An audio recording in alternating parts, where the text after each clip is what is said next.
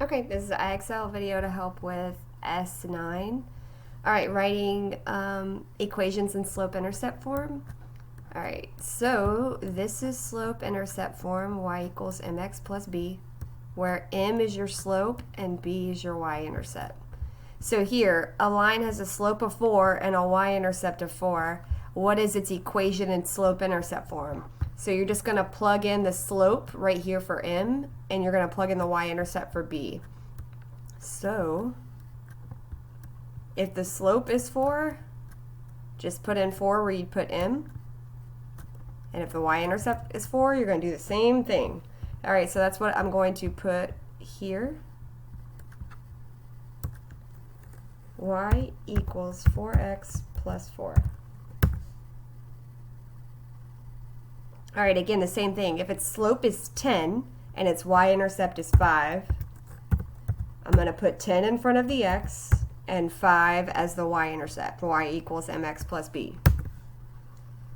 All right, there's a line whose slope is 1 and whose y-intercept is 9. Again, it's the same thing we were just doing. We'll put in 1 for the slope and 9 for the y-intercept.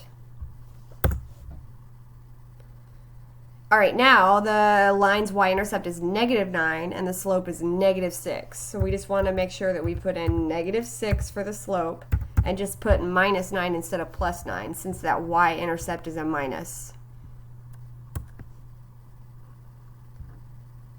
All right, again, a slope of 1. I can put 1x or I can just put x plus the y-intercept of 2. It's a positive, so I'm going to put plus. All right, a line whose slope is 10 and whose y-intercept is 7. 10 is my slope, or -7. So my y-intercept, I'm going to put -7. Okay, this is where it gets trickier. There is a line whose y-intercept is -8 and whose slope is 0. So if the m is 0, that is a horizontal line.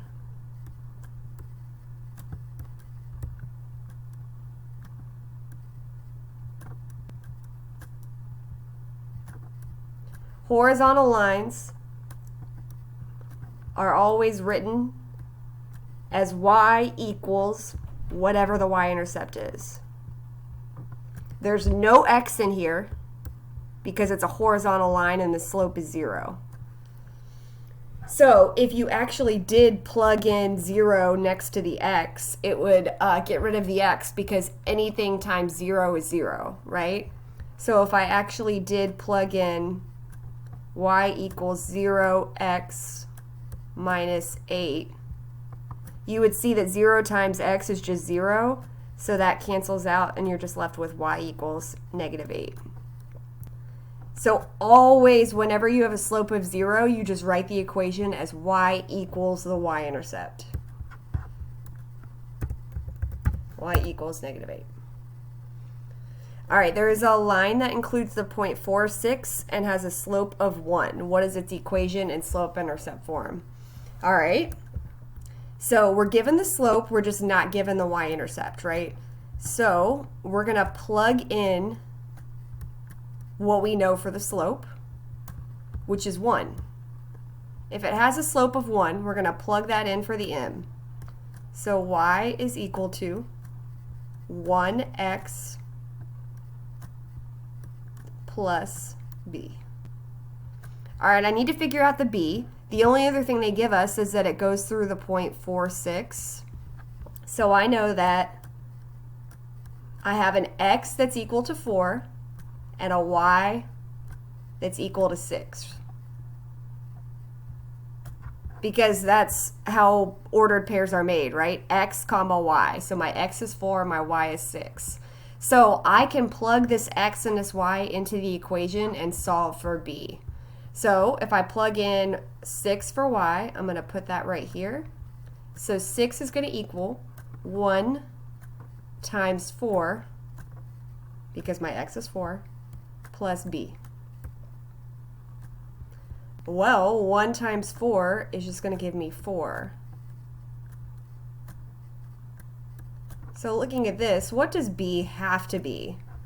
4 plus b is equal to 6. Well, 4 plus 2 is equal to 6. So I know that my b is equal to 2. Now I also could have gotten rid of the 4 by subtracting it from both sides, and that would get the b by itself. And I know that 6 minus 4 is 2, so my b must equal 2. All right, so now I know the m and the b, so I can write my full equation. And I am running out of room, so I'll put it here. Y is equal to, we already know that the slope is 1, so 1x, and we just figured out what the b was, so y equals 1x plus 2.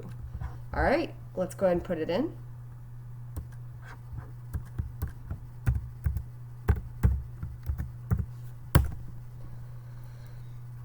All right, same type of thing here. There's a line that includes the point 2 comma 6 and has a slope of 3.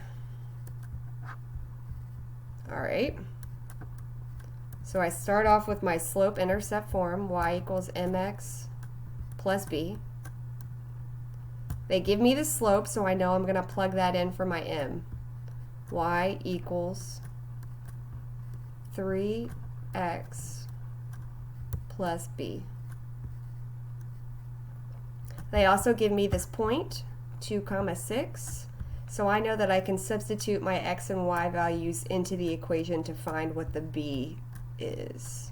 So my x is 2 because that's the first number, and my y is 6. It's an equal sign. So let's plug it in. Y is equal to 6. X is equal to 2 plus b.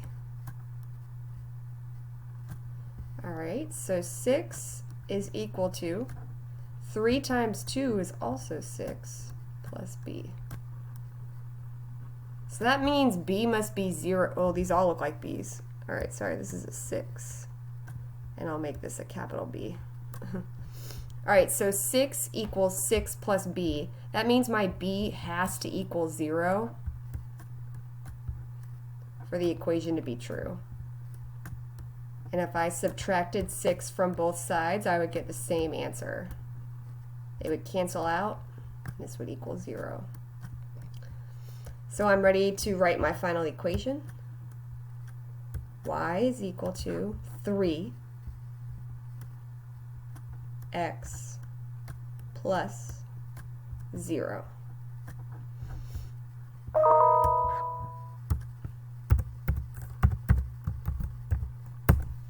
We didn't need to write the 0, but we went ahead and did it. All right, that should be it. Let me know if this doesn't help or if you need more one-on-one instruction.